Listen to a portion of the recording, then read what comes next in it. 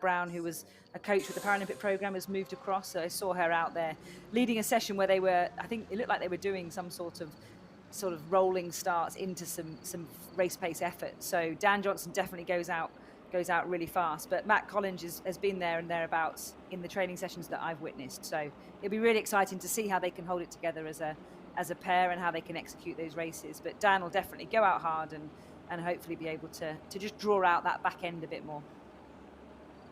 Well, he has done that. Look at him go. This is what he did in the heat this morning.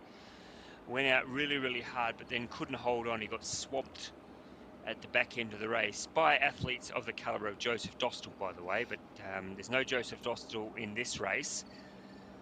But he needs to be able to, I wonder whether he learned anything from the race this morning about how to pace himself for the whole 1,000 meters. Looks like he's backed off a little bit now, so maybe he now knows that he's just got to not go like the clappers, just pace himself now at a good, steady pace, because these athletes there behind him, they are slowly closing in already. So Johnson out in front, Vold sitting in second, and then Collins at this stage sitting in third. First three will go straight through to the D final.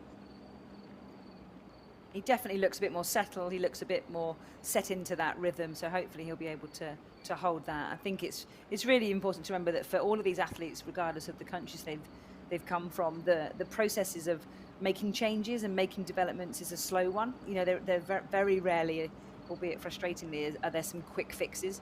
So I think for all of us across the world, it's very much a work in progress that tends to happen across the cycle. So I'm personally really excited to see where this Olympic British squad can go, and it's only going to be improved by them working hard together day in, day out. So it's exciting to see, and Dan looks like he's, you know, definitely been racing a lot today, but is settling in and hopefully going to hold on for the D final win.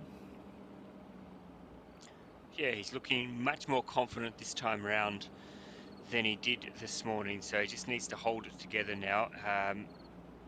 Vold from Norway also in a safe position at the moment. I mean, these two don't need to do anything radical right now. They're pretty secure for getting into that D final. Matthew Collins, though, maybe just needs to keep an eye over his shoulder, because there are a couple of athletes who are lurking, ready to pounce. If Matthew Collins shows any sign that he might be starting to flag, they will pounce on him. At this stage, though, it's a pretty decent break between himself and the next best paddler. So Great Britain first, Norway second, Great Britain third. How's he looking? Emma, do you think he's looking okay? Yeah, I think he's looking strong. I think he's looking relaxed, and I think he's got his eyes on that finish line. So just looking a bit more efficient than earlier, and not quite tying up as much. So hopefully, even though he's got that pressure from Vold, he can just keep executing that stroke and keep the boat moving forward. So I think he'd be happy with this. Yep, bold race, bold strategy, gone out hard, and he's held on this time. I think he's going to take the win, and Vold will go second, and Matthew Collins will go third. So both the British paddlers will go through to the D final. Let's see his reaction. Just keeping a lid on things.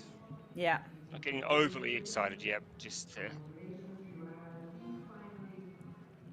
he'll be keeping it all under control and ready to go again tomorrow, I'm sure. But also great result for Matt Collins, you know, to be in that D final as well. So exciting for the squad.